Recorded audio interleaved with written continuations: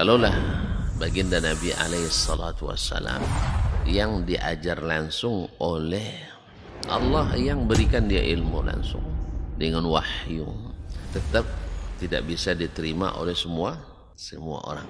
Innallaha la yarfa'ul ilma intiza'an yantazi'uhu min qulubil ibad, walakin yarfa'ul ilma biqabdil ulama. Bahkan sebagian besar orang pada waktu itu menolak Nabi alaihissalatu wassalam. Tetapi Nabi sallallahu alaihi wasallam mengajarkan kita untuk tidak patah arang dan tidak pernah berhenti berdakwah. Allah tidak mengangkat ilmu dengan mencabutnya dari hati-hati manusia, tidak, tetapi dengan mewafatkan para ulama. Mana yang lebih afdal, ahli ibadah atau ahlul ilmi? Dari semua sisi ahlul ilmi lebih afdal daripada ahli ibadah. Sampai tidak tinggal satu orang pun ulama. Ittakhadhan nasu ru'usan juhalan. Ketika tidak seorang alim pun yang tinggal, akhirnya orang-orang mengambil para pemuka-pemuka yang jahil.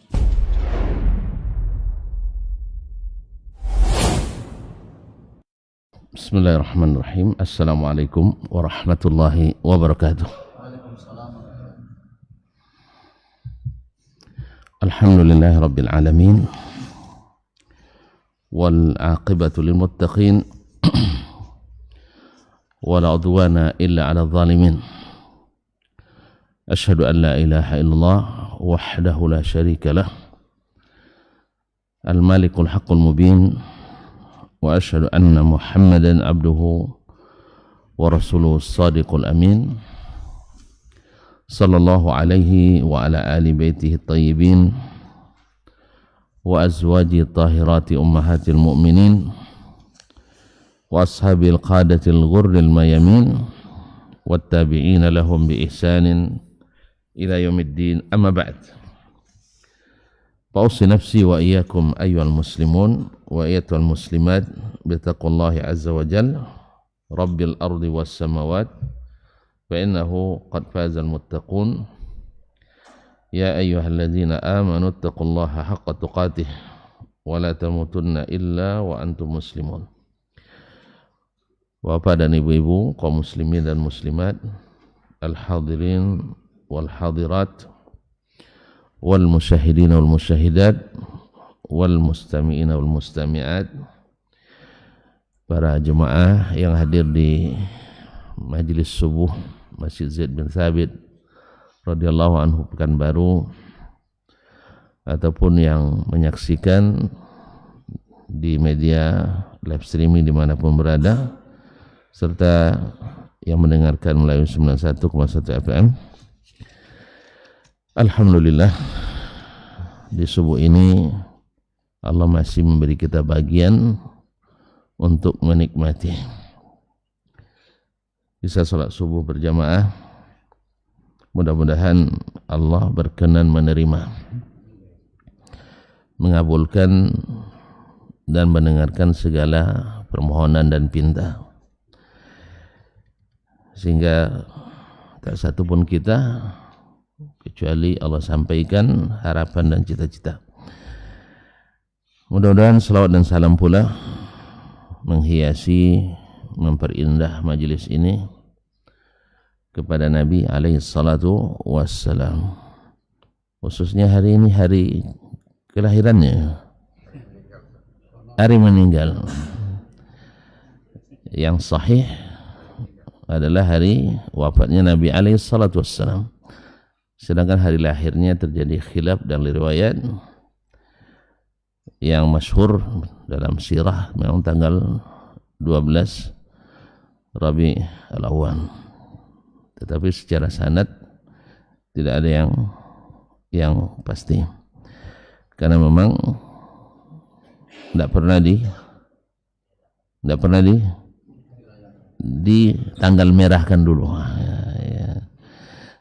Kalau sempat di tanggal merahkan sejak zaman Nabi, pasti tak terjadi khilaf. Seperti tidak terjadinya khilaf hari raya Idul Fitri tanggal 1 Syawal. Dah lupa ya Pak ya. Khilaf juga. Baru terjadi khilaf setelah ditetapkan berdasarkan Maret dan April. Sah? Nah, tidak ada juga khilaf tentang hari raya Idul Adha tanggal 10 Muharram ya. Idul Adha. Nah, alhamdulillah. Jadi karena memang diperingati dan ditanggal merahkan setiap tahun. Ala kulli hal, mudah-mudahan Allah Subhanahu wa taala senantiasa menanamkan rasa cinta yang tiada tara kepada baginda Rasulullah sallallahu alaihi wasallam dengan cara-cara orang yang mencintainya dan cintanya diterima, yaitu para sahabat Nabi alaihi salatu wassalam dan orang-orang yang mengikuti mereka dengan setia, yaitu menghidupkan apa yang beliau wariskan, dan yang wariskannya adalah Al-Quran dan sunnahnya. Mudah-mudahan Allah mudahkan kita mengikuti dan mengamalkan sesuai dengan kesanggupan. Sah? Sesuai dengan kesanggupan. Nasallallahu at-taufiq was-sadad. Baik, melanjutkan pelajaran kita bersama Imam Asy-Syafi'i rahmatullahi alaihi. Setelah beliau membahas dan memberikan contoh-contoh yang tidak sedikit tentang hujjahnya hadis ahad, dan tidak ada lagi peluang untuk mempertahankan pendapat bahwa hadis ahad tidak hujjah, ya, sebab beliau sudah membuktikan bahwa hadis ahad itu hujjah dengan hadis mutawatir ma'nawi. Dan orang yang menentang hujjah dengan hadis ahad itu dengan alasan harus mutawatir, karena kalau tidak mutawatir tidak melahirkan ilmu yaqini. Nah, sekarang Imam Syafi'i sudah memberi bukti bahwa dengan meyakinkan tanpa ragu bahwa seluruh sahabat sejak zaman Nabi dan juga yang mengikuti mereka dengan setia menjadikan hadis ahad sebagai hujjah tanpa ragu. Di antara mereka ada al-khulafa ar-rasyidin, khususnya Umar ibn Khattab radhiyallahu ta'ala anhum. Sekarang masuk masalah tathbitu as-sunnah atau tathbitu khabar al-wahid. Secara eksplisit juga Imam Asy-Syafi'i menyinggung masalah as-sunnah. Kadang sebagian mengatakan as-sunnah itu adalah yang diamalkan secara legal formal. Apa makna legal formal, Bang? Menjadi hukum positif yang umum dilakukan orang, baru disebut sunnah. Kalau tidak hanya disebut hadis. Ini pembedaan seperti ini bukan dikenal di kalangan ahli hadis, tapi sekali lagi juga dikenal dengan kalangan ahli hadas. Ya, ahli hadas. Bahwa ahli hadis tidak membedakan antara hadis dengan as-sunnah. Sebagaimana hadis ditasbit dengan khabar wahid, demikian juga sunnah ditasbit dengan khabarul wahid, walaupun tidak umum diketahui oleh umat pada masa itu, walaupun tidak umum diketahui oleh masyarakat di masa itu. Karena bisa saja di sebagian masyarakat tidak sampai ilmunya.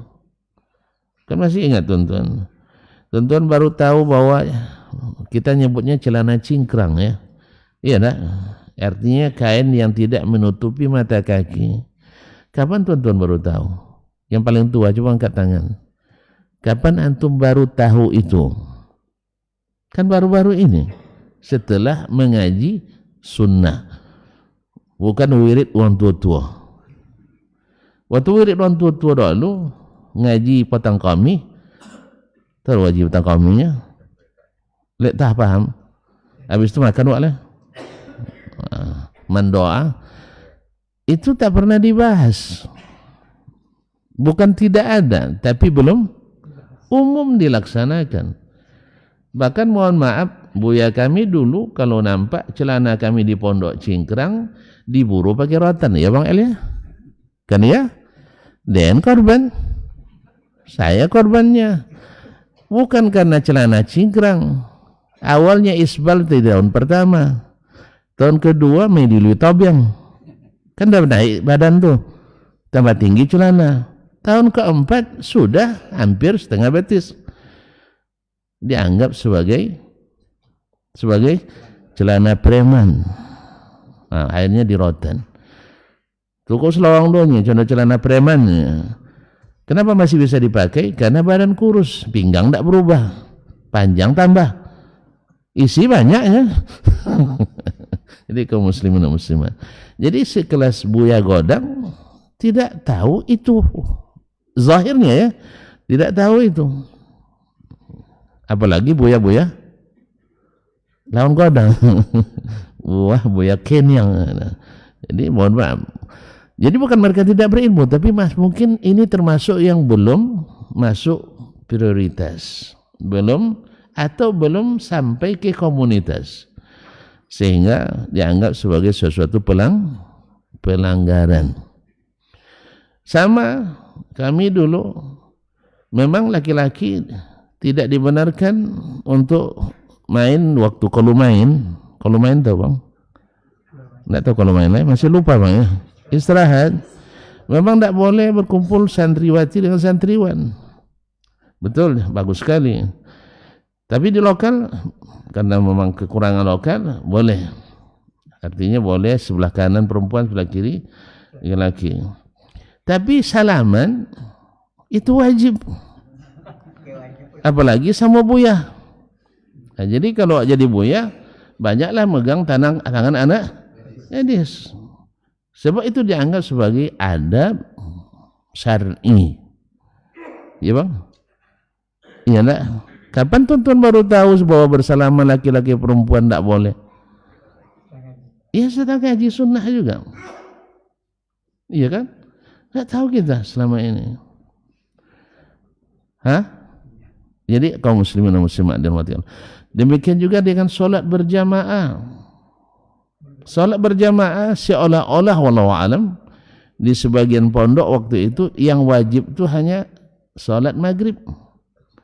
Ya salat maghrib, sehingga sampai hari ini pun kasih banyak kita saksikan kalau maghrib ramai yang datang. Tapi isya apalagi subuh hampir enggak ada. Zuhur dengan asar taruhlah di kantor atau di jalan. Di kantor atau di jalan. Yang di jalan tak solat dia Bang. Yang di kantor mungkin solat nih. Allah musta'an. Kapan kita tahu pula semangat untuk solat berjamaah itu juga setelah ngaji bahwa hukumnya enggak sunnah. Walaupun sunnah di sini beda antara fuqaha dengan ahli hadis. Bahwa sunnah di kalangan ahli hadis mesti dikejar. Tapi kalau sunnah menurut para fuqaha ditinggalkan enggak apa-apa, enggak berdosa. Kan beda juga jadinya. Walaupun pada asalnya memang dianjurkan dikerjakan, tetapi kalau ahli hadis rugi ditinggalkan. Kalau para fuqaha enggak apa-apa ditinggalkan, sehingga seolah-olah ditinggalkan lebih baik. Buktinya sebagian besar ustaz kita masa dulu juga masih masa sekarang sengaja meninggalkan sholat berjamaah dengan alasan hanya sunat. Padahal Nabi alaihissalatu, apalagi kalau musafir, apalagi yang musafir dengan alasan musafir kan tidak wajib berjamaah. Sahih? Musafir wajib berjamaah? Enggak. Cuman lupa dia bahwa Nabi di waktu musafir nyuruh kita bertiga minimal. Kalau bertiga otomatis sholatnya berjamaah. Maka disuruh ada amir yang jadi imam. Sebagai orang enggak, walaupun jalannya berombongan, tapi sholatnya masing-masing. Kenapa?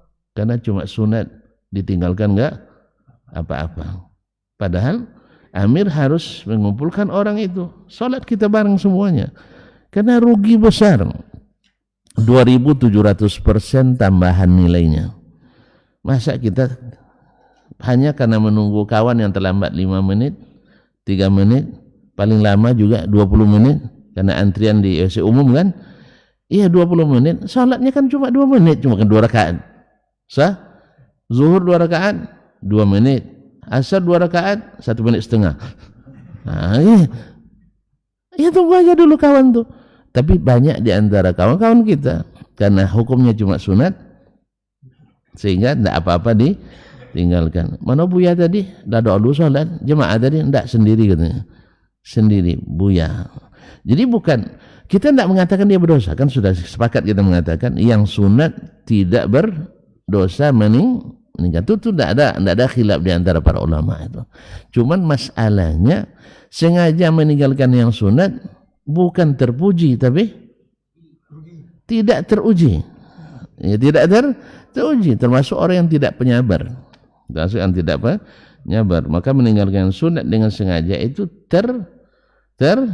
tercela di kalangan as-salaf. Nah, kecuali karena ada halangan atau karena ada halangan atau uzur syar'i. Jadi kembali kepada masalah ini, qala al-Imam Asy-Syafi'i rahimahullah, wa bi tathbiti khabar al-wahid ahadits yakfi ba'du hadza minha. Dalam menetapkan hujjahnya hadis ahad, banyak sekali hadis. Kan seperti yang disebutkan di awal pembahasan ini dulu, tidak kurang dari 300 hadis dikumpulkan oleh Imam Asy-Syafi'i, semuanya hadis ahad yang membuktikan semuanya hadis yang membuktikan hadis ahad adalah hujjah. Kalau sudah 300 hadisnya mutawatir.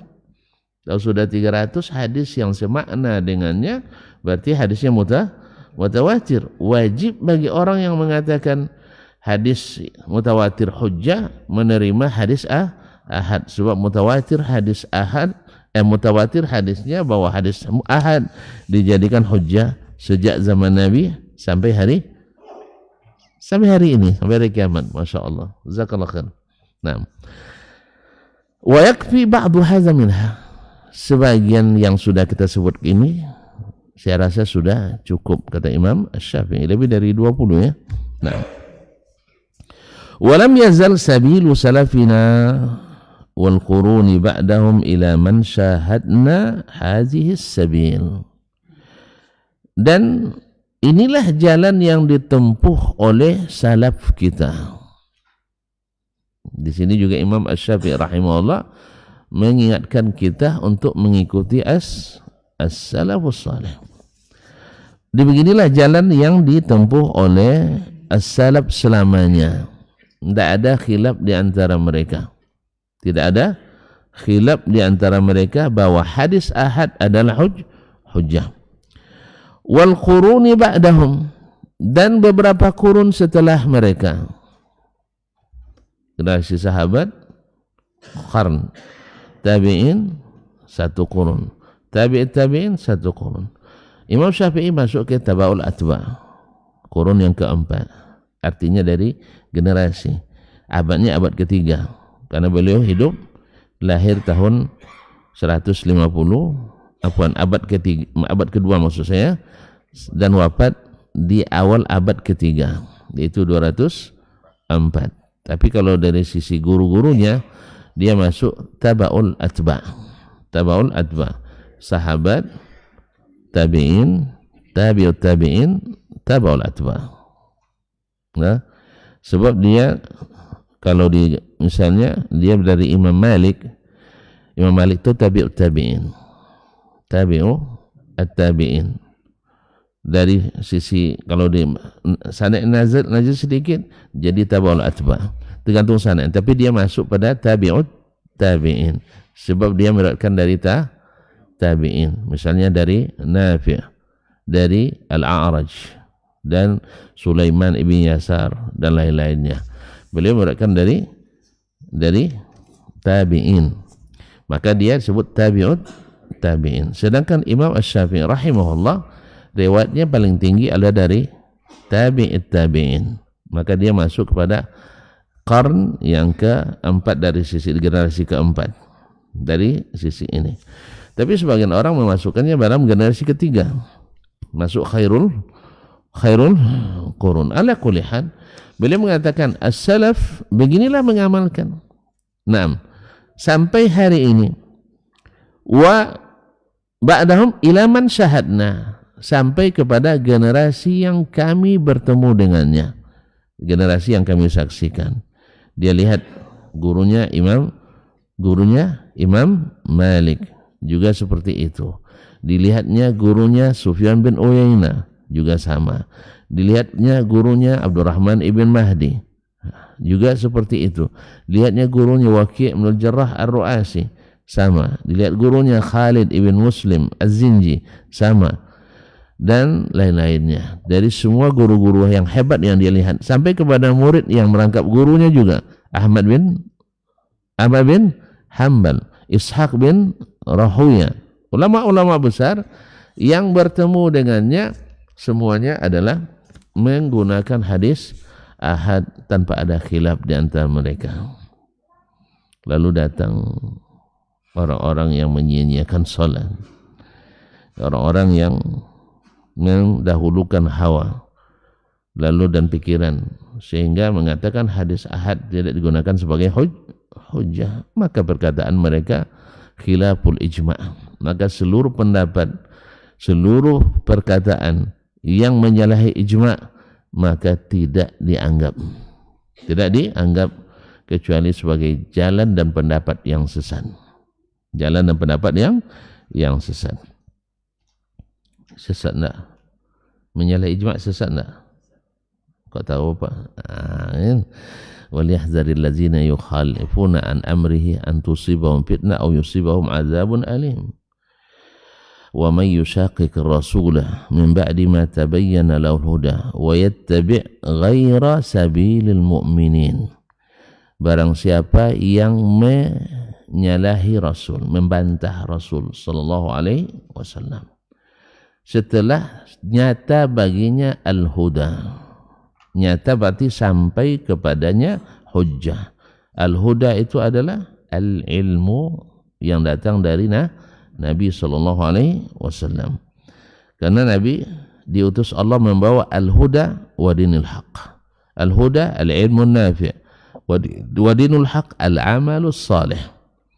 Jadi setelah jelas baginya al-huda, yaitu sunnah Nabi alaihi salatu wassalam, wa yattabi' ghaira sabilil mu'minin, dan menempuh jalan yang ditempuh oleh seluruh orang beriman. Di sini dalil ijma'.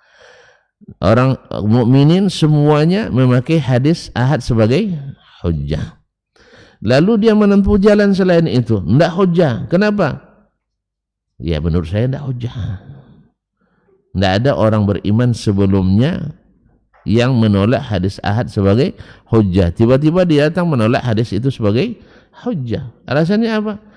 Tidak sesuai dengan dengan teori ilmiah saya.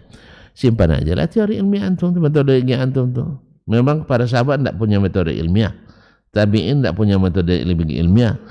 Antum memakai metodologi di luar Islam.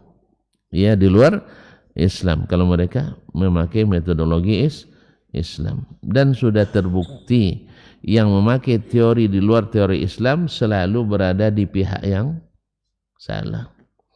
Berada di pihak yang salah. Yang benar adalah yang memakai metodologi penelitian Islam.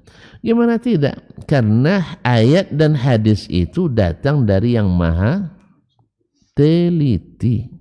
Tuh tuan-tuan nak neliti lagi. Weh, datang ayat Al-Quran. Oh, ini perlu diteliti. Mana yang lebih teliti, Allah daripada awak? Awak pakai multi-stack random sampling, ya, tahu multi-stacknya? Baca di setiap bertingkat, makanya hasilnya baca acak di setiap tingkat.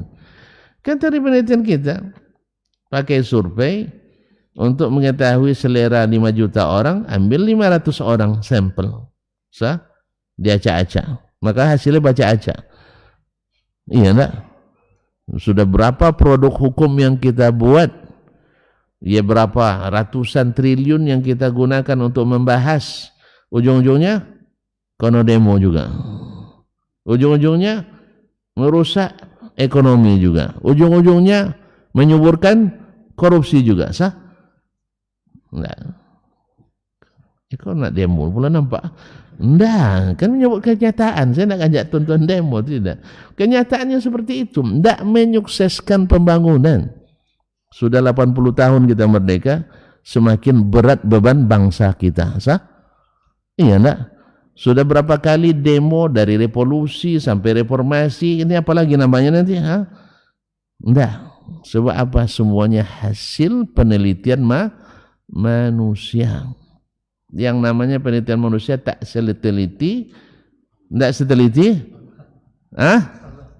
telitinya Allah dan Rasulnya Sallallahu Alaihi Wasallam. Maka semua teori yang menentang apa yang Allah turunkan dan yang Nabi ajarkan dan sahih dari Nabi Alaihi Wasallam pasti keliru dan salah. Cuman masalahnya kita adalah tidak pernah mengambil pelajaran dari yang sudah-sudah. Akhirnya ialah temukan lagi teori baru, dan yang lama belum selesai, yang kedua sudah terbengkalai. Jadi tidak ada yang sehebat yang disampaikan Allah dan Rasulnya Sallallahu Alaihi Wasallam. Wa kadzalika hukiya lana amman hukiya lana anhu min ahli ilmi bil buldan. Demikian pula yang dihikayatkan, yang diceritakan kepada kami dari seluruh ulama di seluruh tempat. Yang ada ulama waktu itu ada di seluruh tempat. Sampai ke kami berita tentang mereka, manhajnya sama, menerima hadis ahad. Cuman ada suatu pertanyaan, bagi saya belum ada jawaban sampai hari ini. Mau tonton dengar? Ada jawabannya enggak? Kalau enggak, ada usahlah. Nanti bikin keraguan-raguan aja. Pernah saya lontarkan kepada salah seorang saudara saya, junior saya, calon doktor, dikiranya saya terpengaruh oleh pemikiran orang liberal gitu. Takut juga tonton saya tuduh liberal nanti ya. Saya hanya menyampaikan nyata yang saya lihat. Menurut ahli sejarah, dan itu yang dikuatkan oleh para pakar kita di Indonesia, Islam masuk ke Indonesia sejak abad pertama lagi, atau di awal abad ke-2 Hijriah. Berarti tahun-tahun 100-an Hijriah sudah ada yang Islam sudah sampai ke sini. Bahkan ada yang mengklaim Ali bin Abi Thalib pernah mendarat di Surabaya. Ya. Ini masuk dalam kategori Nabi Adam turun di Gunung Bromo. Ini kategori ini. Atau masuk kategori ada gua di Jawa Timur yang terakses langsung ke Tanah Suci Mekah. Ini gara-gara pisah haji payah keluar. Karena banyak kasus. Ini model-model begini nih. Ya, kaum muslimin dan muslimat dirahmati Allah. Jadi ada klaim seperti itu.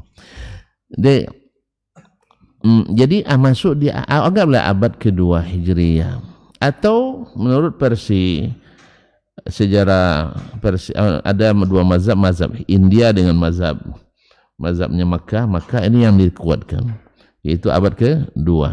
Ada pula yang kemarin menemukan menhir batu nisan, bukan batu nisan, pelang nama. Belang nama di situ ditulis namanya Tasyihabuddin atau Samsuddin, wafat tahun 48 Hijriah.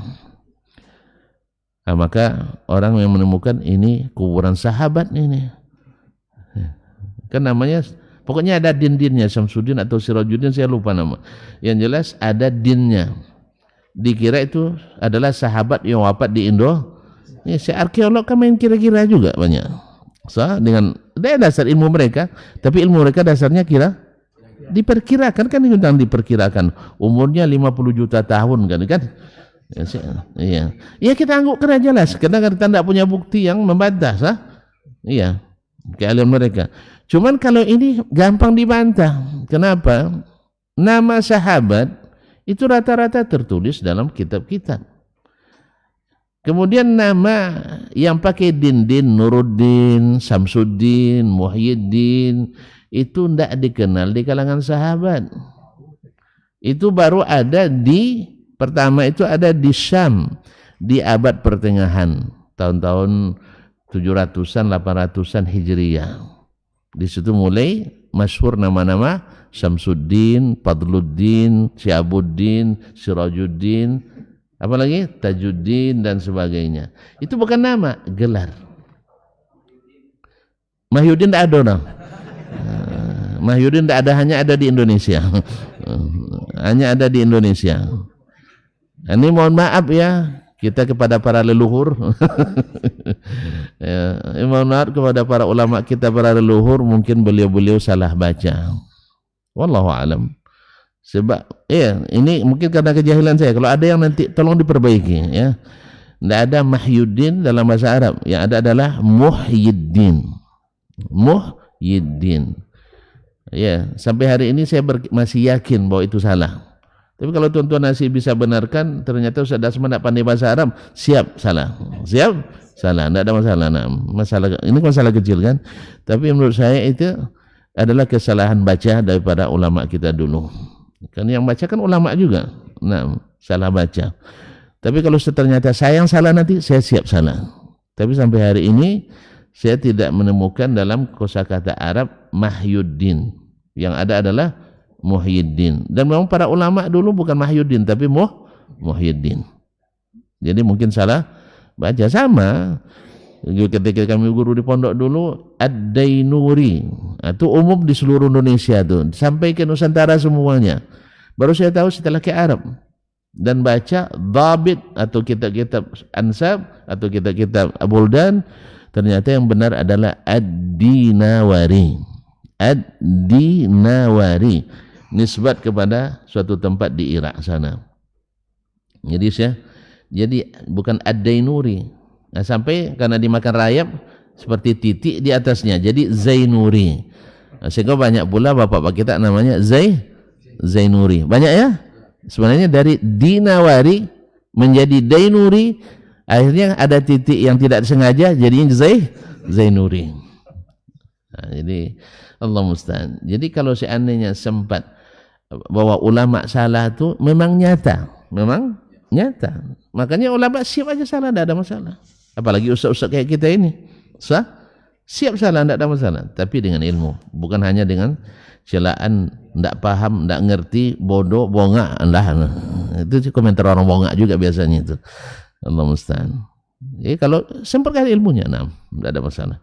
Jadi kaum muslimin dan muslimat dirahmati Allah SWT, jadi dari seluruh negeri, kata Imam Syafi'i rahimahullah, para ulamanya sama menerima hadis ahad. Qala Syafi'i, kemudian beliau jabarkan. Jadi dia bawakan kaedah umum bahwa semuanya seperti itu. Ada bukti, ini bukti kata beliau. Qala Syafi'i rahimahullah, wajadna Sa'idan bil Madinah. Kami temukan Sa'id di Madinah. Siapa yang dia maksud di sini? Yaitu Imam Tabi'in, Sa'id bin Musayyib. Musayyib apa Musayyib? Enggak, tadi pertanyaan yang belum saya belum jadi ungkapkan ya.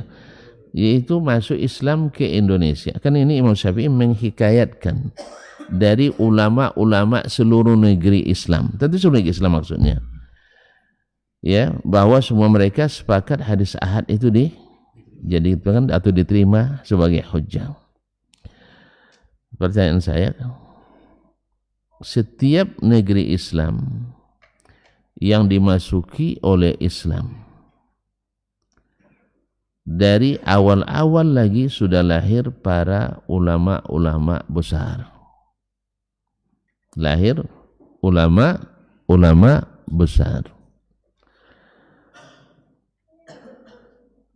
Kenapa? Gimana kita tahu? Ada bukti. Bukti tertulis dan tidak tertulis. Bukti tertulis, mereka meninggalkan buku-buku yang ditulisnya. Yang tidak tertulis, mereka punya murid-murid yang mengembangkan ilmunya dalam riwayat. Misal, masuk Islam di abad-abad pertama ke Irak. Lahir ulama-ulama besar di Irak. Sejak masa sahabat lagi. Sejak masa tabi'in. Sampai sekarang. Masuk Islam ke Mesir dari abad-abad pertama juga banyak ulama-ulama dari Mesir yang ada dalam sejarah keilmuan Islam. Masuk sampai ke Andalus di awal-awal abad juga. Lahir pula ulama-ulama besar dalam segala bidang keilmuan Islam, bahkan keilmuan umum pun lahir dari nama-nama yang besar itu, tertulis dan tak tertulis buktinya. Masuk ke wilayah Biladus Sind yang banyak stan-stannya itu. Ada Baluchistan, ada Pakistan, ada Afghanistan, ada Turkistan, ada Gestan. Pokoknya stan-stannya banyak di situ ya. Stan-stannya, stan itu artinya tempat, negeri. Itu maknanya stan di sana itu. Apa? Kontestan itu lain. Itu sudah sifat. Nah, jadi masuk ulama-ulamanya juga seperti Al-Busti dari kabilah Bust, kemudian dari As-Sindi, As-Samarkandi, Khawarizmi dan sebagainya, dari sana itu. Masuk kemana lagi? Ayo. Situ aja dulu ya. Ke Afrika Utara. Kalau dulu Afrika itu maksudnya yang Afrika putih. Kalau disebut Afrika dalam sejarah Islam, maksudnya adalah Afrika Utaranya itu, seperti Tunisia, Jazair, Libya, masuk Maroko. Tapi Maroko sudah disebut dengan Al-Maghribul Islami, yaitu wilayah barat Islam. Nah, sampai ke Andalus sana. Lahir pula ulama-ulama besar sejak awal. Nah, sekarang yang jadi pertanyaan besar yang mengganggu pikiran saya sampai hari ini, dan saya sering kemukakan dengan para pakar, bahkan di sebuah seminar pun saya sudah, di banyak berbagai seminar sudah saya lontarkan. Belum ada yang bisa memberikan jawaban sampai hari ini. Mana tahu tuan-tuan buat penelitian kan. Kenapa ketika Islam masuk ke negeri ini, Nusantara, masuklah Thailand misalnya, masuk ke sahta Filipina, sampai ke Malaysia, Brunei, Singapura, Indonesia. Saya tidak menemukan nama-nama itu dalam sejarah ilmu. Baik bukti tertulis, kitab-kitab ulama Nusantara, ataupun bentuk riwayat. Ya, misalnya Imam Syafi'i menukil dari Al-Kampari. Kan misalnya kan, menulis dari Al-Jambi atau Al-Palembani atau Al-Fadani. Tidak ada, kecuali di abad-abad ke-12 Hijriah. Jauh tidak, terlemparnya ke belakang kan. Zaman Imam Ibnu Hajar misalnya tidak ada. Baru ada tersebut nama-nama yang berbau Nusantara. Hemat saya, atau seingat saya sekarang, karena saya cari terus saya sambilkan ketika membimbing tulisan di S2, di S3 sambil melihat biografi para ulama. Saya coba mencari, ada sedikit bau-bau misalnya As-Sa'luki kan, jangan-jangan dari Solo ini kan. Nah, ternyata bukan. As-Sa'luki misalnya kan, atau As-Saksaki. Saya kira dari suku Sasak di NTB kan. Ternyata ditelusuri bukan juga. Nah, jadi jelas ya. Nah, atau Andalusi. Awalnya salah baca Andalasi. Jangan-jangan dari Andalas, Padang kan? Ternyata subhanallah belum sampai saya temukan nama yang berbau Nusantara di abad-abad pertama. Ya, kalau ada yang menemukan tolong beritahu saya. Sebab kita akan membuat kesimpulan ilmiah nanti dalam masalah ini. Apa sebabnya? Karena dia kan satu-satunya negeri yang Islam masuk dengan damai tanpa perlawanan kan Nusantara, Indonesia secara khusus. Saya khawatir kenapa damai? Karena diajak makan sama pedagang-pedagang itu.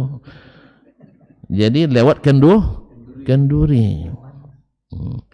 Ditambah lagi waktu itu orang yang agama dominan negeri ini kan adalah Hindu yang berkasta. Lalu datang orang-orang Islam, orang saudagar kaya-kaya, mereka tidak membedakan kasta. Nah, sehingga tentu, dan ini pada asalnya Allah ciptakan manusia dalam keadaan merdeka kan, sama semuanya kita. Yang membedakan hanya ketakwaan, bukan martabat dan status sosial. Ya, walaupun bangsawan ada, cuman dia hidup merasa sama dengan yang bukan bangsawan, itu Islam. Nah, di mata Allah semuanya sama. Kalau mereka di mata agamanya berbeda. Agamanya memang membedakan. Wallahu alam. Ya, sehingga tidak ada perlawanan. Ya, orang diajak makan ada perlawanan. Habis itu diajarkan Tuhan kita Allah, Nabi kita Muhammad sallallahu alaihi wasallam dan seterusnya. Kemudian diajarkan sholat, diajarkan puasa, diajarkan berhaji dan sebagainya. Hal-hal yang sifatnya sederhana itu. Makanya kenapa masih banyak wallahu alam peninggalan warisan agama-agama lain masih berasimilasi dengan ajaran kaum muslimin. Saya tidak katakan ajaran Islam, dengan ajaran amalan kaum muslimin. Masih banyak, masih banyak kan? Cara-cara adat-adat seperti tolak bala masih ada di kalangan kaum muslimin. Keyakinan-keyakinan takhayul masih banyak. Buktinya ketika Kiai Haji misalnya Imam Bonjol dulu berdakwah di Sumatera Barat dengan Haji Sumani, Haji Piobang dan sebagainya, ditentang enggak ya? Ditentang mereka. Ketika Kiai Haji Ahmad Dahlan berdakwah di Jawa dulu, ditentang enggak? Ditentang. Jadi kayaknya wallahu alam awal-awal masuknya muatan ilmunya mungkin minus atau minim. Karena yang membuat pertentangan itu adalah ilmu. Kalau gitu enggak usah nuntut ilmu ya. Bikin pertentangan kita jadinya. Soalnya enggak pertentangan enggak usah ngaji ya. Ada yang sampai hari ini masih seperti itu. Jangan ngaji lah, kalau ngaji nanti babantah kok juaranya. Ada memang. Dan itulah yang membuat dulu orang tidak mau ngaji sama Nabi alaihissalatu wassalam. Sejak datang Muhammad ini bebantah kita. Kan ya? Nah, wallahu alam. Makanya negeri-negeri yang lahir ulamanya rata-rata mereka awalnya menentang. Setelah itu ditentang, akhirnya dilawan dengan hujjah dan juga dengan perang. Akhirnya mereka takluk, kemudian masuk ilmu Islam ke sana. Maka akhirnya yang masuk Islam belajar. Oh, ternyata memang kita selama ini keliru. Kan kita setelah belajar baru tahu itu keliru. Dulu nampak kuburan, kita tunjuk, kan harus digigit sampai lokam. Ya, kalau tidak lokam diulang lagi. Di mana dapat?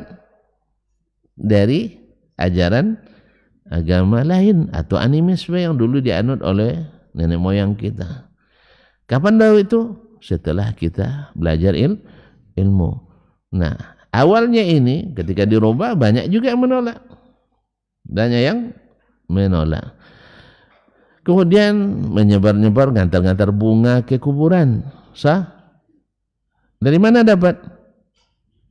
dari agama sebelah juga. Sahih? Tidak berbunga. Masih banyak tidak dilakukan? Masih. Masih. Sebagian menganggap itu hanya tradisi. Iya, tapi tradisi keagamaan. Ya memang tradisi keagamaan. Memang tradisi boleh semuanya. Tradisi boleh semuanya? Tidak. Banyak tradisi Arab yang dianulir Nabi. Karena bagaimanapun tradisi tak mesti tidak mungkin terlepas dari keyakinan. Makanya dianulir. Wallahu a'lam, ini pertanyaan saya. Kalau ada nanti tolong bantu saya menjawabnya. Supaya nanti saya tak salah mengambil kesimpulan. Untuk sementara saya simpulkan, sementara ya, ini hipotesis awal saya, bahwa Islam masuk ke Indonesia dengan adab dan akhlaknya para duatnya. Dan itu bagus. Ya, makanya para dai harus beradab, harus berakhlak. Kok berbantah sama dai, jangan diekspos. Ya, bantalah, kumpul satu masjid, yuk debat panas kita hari ini, tapi jangan di live streaming kan. Jelas juga para jemaah juga jangan senang pula dengan ustaz berbantah. Wih, rupanya salah Ustaz Desmond itu ya katanya. Jadi gini akhirnya yang kalau nak mau kirim sesuatu bertambah, kirim berita dan isu. Pasti bertambah. Nomor duonya Pak Edi. Nanti setelah sampai 20. Tapi kalau nak ngirim sesuatu ingin berkurang, kata para ulama, kirim PT. Kalau PT dikirim pasti berkurang. Walaupun yang bawa ustaz. Saya juga pernah jadi korbannya. Iya, walaupun yang bawa ustaz. Saya dikirimin 500. Sampainya 300. Enggak tahu. Rupanya dipotongnya. Karena apa? Perbedaan manhaj katanya. Perbedaan agama aja tidak menghalalkan antum motong hak saya, apalagi perbedaan manhaj. Di mana alasan manhaj ini bisa motong hak orang? Karena aneh-aneh manusia ini, subhanallah. Itu pun hampir tidak diberikan. Kalau tidak diingatkan oleh sang sekretaris syekh, hampir tidak diberikan. Kena marah dia. Dia bilang manhajnya beda. Siapa yang bilang? Setiap hari dia hadir sini katanya. Masya Allah. Nah, tapi ada juga alasannya enggak semanhaj. Ya, tapi ini rahasia. dah terlangsung lah. Dah terlanjur, Allah musta'an. Sudah langsung ke Pak. Dan memang tuan-tuan juga banyak mengalami hal yang sama, sesama ngaji. Dimaafkannya dan tidak. Jadi kalau ngirim berita mesti bertambah. Tahu kalau PT rata-rata berkurang. Makanya kadang-kadang tidak percaya ngirim sama orang. Masalahnya itu berkurang.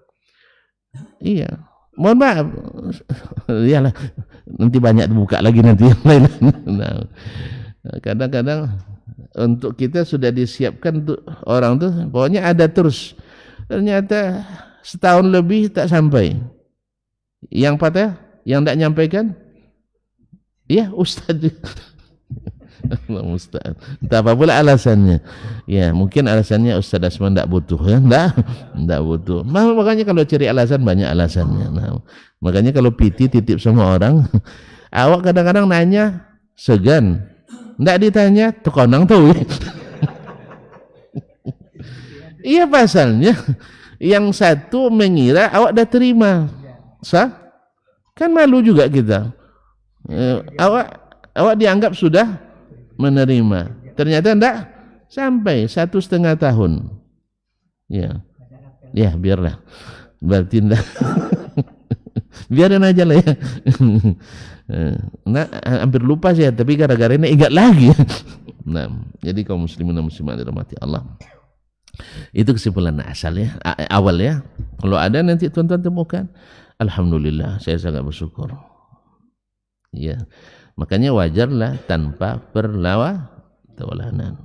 Dan bukan kita tidak menghargai, kita hargai.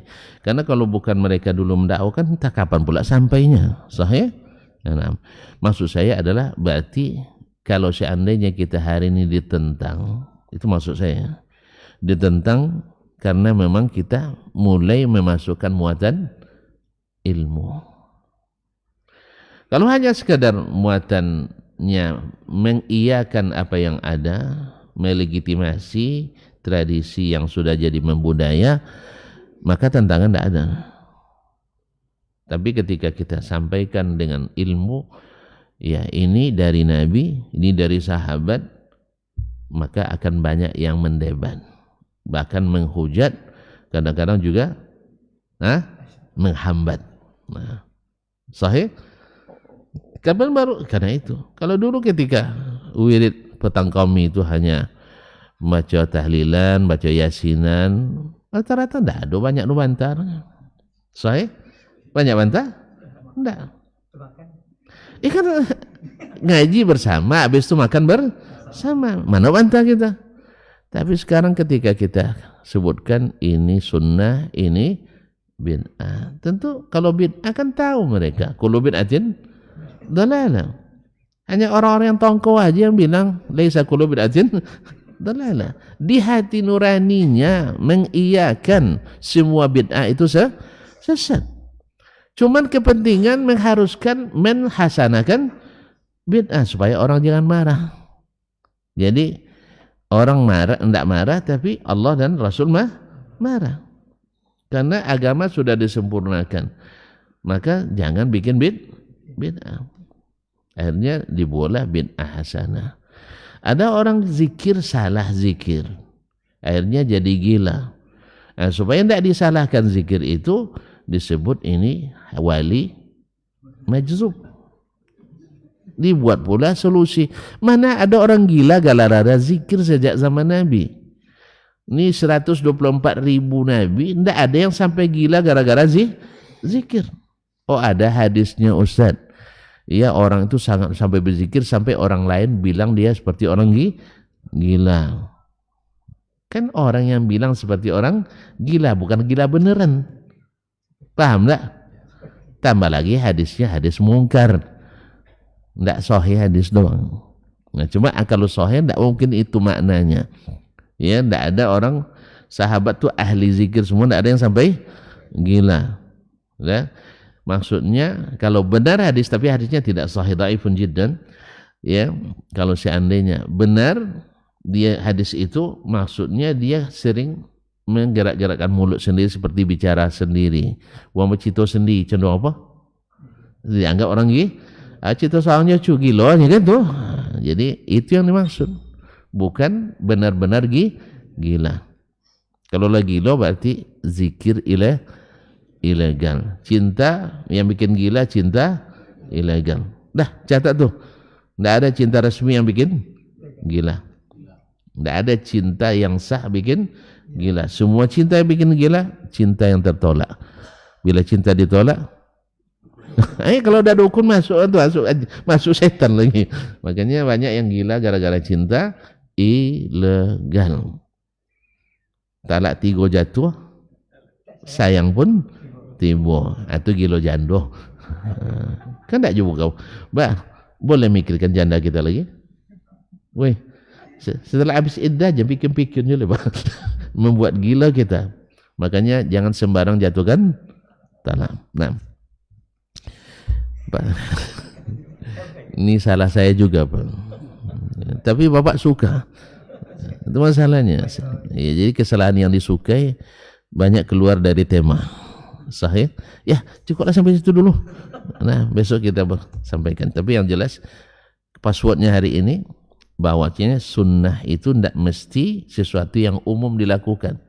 Kadang-kadang masih tersembunyi dari kebanyakan. Lalu datang hadis membawakan sunnah itu, maka tetap disebut sunnah. Walaupun hadis ahad. Dan hadis ahad mutawatir riwayatnya mengatakan hadis ahad adalah hujjah. Alhamdulillah. Dah. Ya, kalau ada yang nolak nanti hadis ahad, tahu kita ini bukan manhaj orang ahli sunnah. Dah, pasti sesat. Karena kalau di luar sunnah mesti sesat. Namanya non sunnah. Ya pasti sesat. Nah, sesatnya ada yang jauh sekali, susah dijemput. Ada yang sesatnya dekat-dekat. Jadi bunyi agung, bos wana. Tahu agungnya? Enggak tahu ya. Dulu kalau ada orang hilang bawa gong untuk carinya, sah? Nah, dia dengar nanti baru dia berteriak atau menyawa dalam bahasa kita dulu kan. Nah, baik, sampai sini dulu. Ya. Jangan sampai hilang dibawa gong nanti tak. Wabillahi taufiq wal hidayah, wallahu taala alam. Wassallallahu ala nabiyyina Muhammadin wasallam. Wa subhanakallah bihamdik asyhadu an la ilaha illa anta astaghfiruka wa atubu ilaik. Wassalamualaikum warahmatullahi wabarakatuh.